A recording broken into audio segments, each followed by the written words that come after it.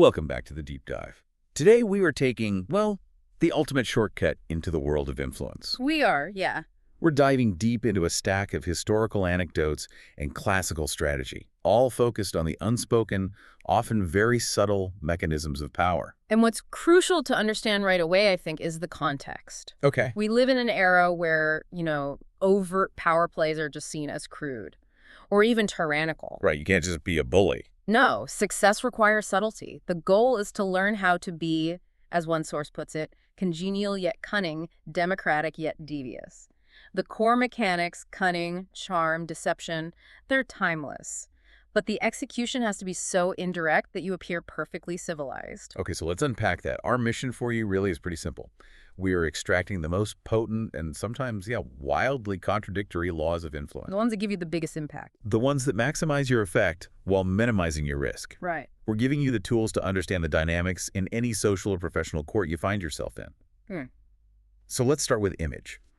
Before you even do anything, your reputation just sets the stage. Absolutely. Reputation, or Law 5, is described in the historical material as the absolute cornerstone of power. It is the ultimate force multiplier. I mean, once your reputation slips, you are immediately vulnerable. So what's the key? The key is building a reputation that is unassailable and based ideally on one single unforgettable quality: efficiency, maybe wisdom, or even a legendary kind of cunning. And the power of that reputation means that sometimes you don't even have to act at all. Exactly. Look at Zhuge Liang, the strategist they called the sleeping dragon in ancient China. The Three Kingdoms period, right? That's the one. So he was in this tiny, virtually undefended town with maybe 100 soldiers. And this huge army is coming for him. A huge army. Sima Yi with 150,000 troops. I mean, it's a completely hopeless situation. No defense. Yeah. So what did he do to survive that?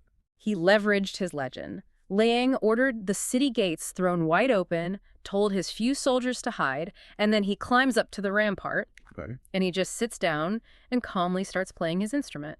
Sima Yi's mind immediately goes to Liang's terrifying reputation for, profound, complex strategy. So Sima Yi sees the open gate, this calm musician, and instead of an opportunity, he sees a trap. An elaborate, deep trap designed to lure him in. The fear of the unknown just paralyzed him. Whoa. His rational mind was completely overwhelmed by the sheer audacity of the move, combined with the unassailable reputation of the sleeping dragon. So he retreated. He ordered an immediate retreat. Liang won a battle without firing a single arrow, just by controlling the narrative around his name. That's pure power conservation. Now, if reputation is that critical, you also have to be able to destroy the reputation of your opponents. And here we get into a brilliant piece of psychology from P.T. Barnum. Barnum was a master of sowing doubt about his competitors. How did that work? The strategy is to attack a rival's reputation by just raising questions about something like their solvency or honesty. Okay.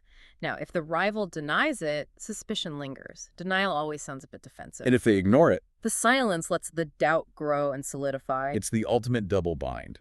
You force them to react, and their reaction is almost guaranteed to reinforce the original suspicion.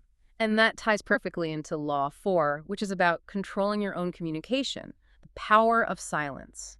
The more you talk, the more ordinary you seem. And the less control you project. Exactly. I always think of it as, scarcity making something valuable. If you speak rarely, every word, every smile, every glance, it becomes something people have to work to interpret. They lean in. They lean in. The goal is to offer these vague, open-ended replies that suggest some profound depth without revealing anything concrete. You see the counterexample with Coriolanus, the Roman hero? Oh, a tragic case. Outside of battle, few knew him, so his reputation was massive.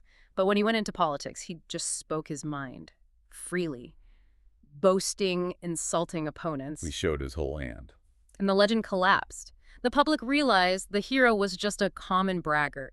He demystified himself, and the more he spoke, the less powerful he became. And he just ruined his career. Completely, all through verbal incontinence. Contrast that with King Louis XIV, whose silence kept the entire court in this terrified equilibrium because his words were so rare and so prized. That desire for mystery leads right into Law 3, concealment and misdirection. If people don't know your purpose, they can't prepare a defense. Right, and the philosophy here is the difference between being secretive and creating misdirection. What's the difference? Being secretive just breeds suspicion, but misdirection, that consumes attention. You talk endlessly about false goals, you use decoys, you give the public something familiar to watch while you make the real move. And the great con artists were masters of this. What about the famous yellow kid Weil and his mark, Sam Giesel? Weil needed to set Giesel up for a massive scam.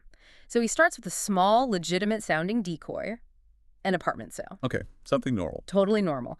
He tells Giesel he needs 2 days to close a much larger deal, which, of course, gets Giesel curious. He wants to know where the real money is. Exactly. So Weil then confides in him that the real money is coming from a fixed boxing match involving his uncle. So the apartment sale and the fixed fight were both decoys, just little dramas to keep Giesel's focus off the real scam. Precisely. The victim's own greed, his own curiosity to get in on that fixed fight, that's the mechanism of his distraction.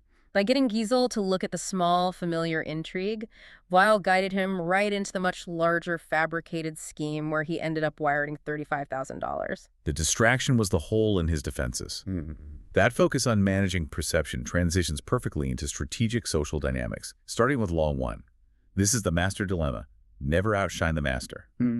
We all want to impress, we want to prove our worth, but this law says that very impulse can be fatal. It can be. Because people in high positions, they want to feel absolutely secure in their preeminence. They want to be the smartest person in the room. Always.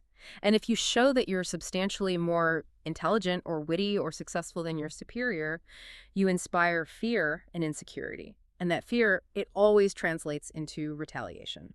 Galileo found himself in this exact bind. I mean, how do you, as a brilliant scientist, avoid making your powerful patrons feel small? Well, Galileo was totally dependent on the Medici family. When he discovered the moons of Jupiter, he didn't just announce a scientific fact. What did he do? He focused all the attention on Cosimo de' Medici, noting that Jupiter was the patron god of the Medici family and their dynastic symbol.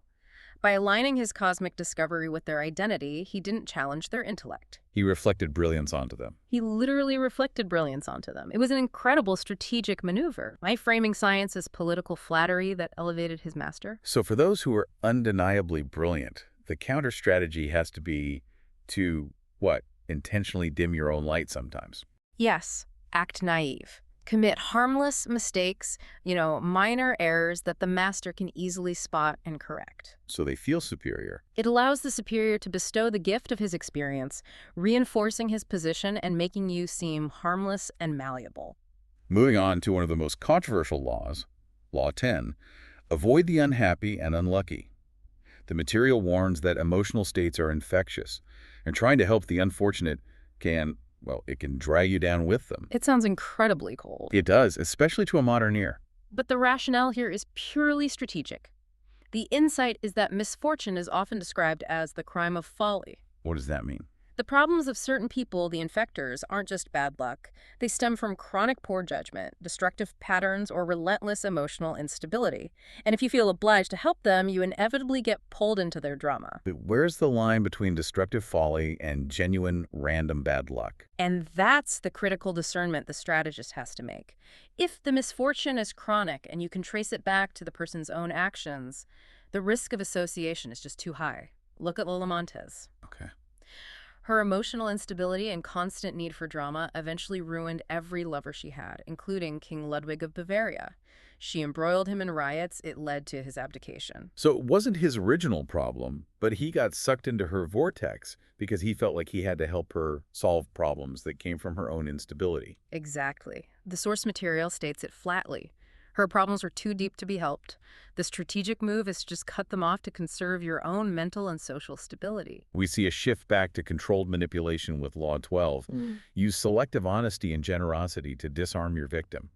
Weaponizing virtue seems like an oxymoron. But it's highly effective. One single, sincere, open-hearted move can completely lower the guard of even the most suspicious person because it just violates their expectations. This is what Count Victor Lustig used against Al Capone. Al Capone, who famously trusted no one, he was always looking for the double cross. So how did Lustig get past that suspicion? Lustig asked Capone for an investment, took $50,000, and then days later returned $45,000. He called the whole thing a failed experiment. And he kept $5,000. As his commission, Capone was just astonished. In his world, no one ever returned money. Lustig had completely violated Capone's expectation of ruthlessness. So that one little act of honesty created this massive psychological opening. Capone was so disarmed and impressed that he immediately lowered his guard and then bought Lustig's much larger, completely worthless, money-duplicating machine for $25,000. The selective honesty wasn't the scam. No, it was the mechanism that prepared the victim for the real deception. That is just a chilling level of calculation. Finally, in this section, Law 9. Win through action, never argument. A big one. You create ill will when you argue, even if you're right. Argument challenges the authority and intelligence of the person you're arguing with. It creates this lasting resentment that far outweighs any temporary intellectual win. Like the Roman engineer and consul Mucianus. Exactly. The engineer kept arguing with Mucianus over the superiority of his smaller battering ram design. And the engineer was technically correct. He was. But Mucianus was enraged not by the science, but by the public challenge to his authority. To his ego, he had the engineer stripped and flogged to death. Horrific. A reminder that facts often matter less than hierarchy. Compare that to Khrushchev. When he was denouncing Stalin's crimes, a heckler shouted, "Why didn't you stop him then?" What did he do? Instead of arguing, he paused and just barked, "Who said that?" And the room went completely silent. No one moved. He then quietly said, "Now you know why I didn't stop him." He didn't explain the terror of confronting authority. He demonstrated it right there in the room. A much more profound message. Now, for our segment on masterful maneuvering and calculated sacrifice, Law 7 is incredibly pragmatic. Get others to do the work for you, but always take the credit. This is a lesson in conserving your energy and optimizing your output. The classic contrast here is Nikola Tesla versus Thomas Edison. Okay. Tesla was the brilliant, solitary inventor. He obsessed over every detail, often lost control of his patents, and just exhausted himself creating. And Edison. The material describes Edison as primarily a businessman and a publicist. He succeeded by spotting market trends, hiring the best engineers to solve the technical problems. He didn't have to be the genius. He once said he had no need to be a mathematician, he could just hire one. Then he made sure he was the one taking the credit and securing the patents. So the lesson is twofold.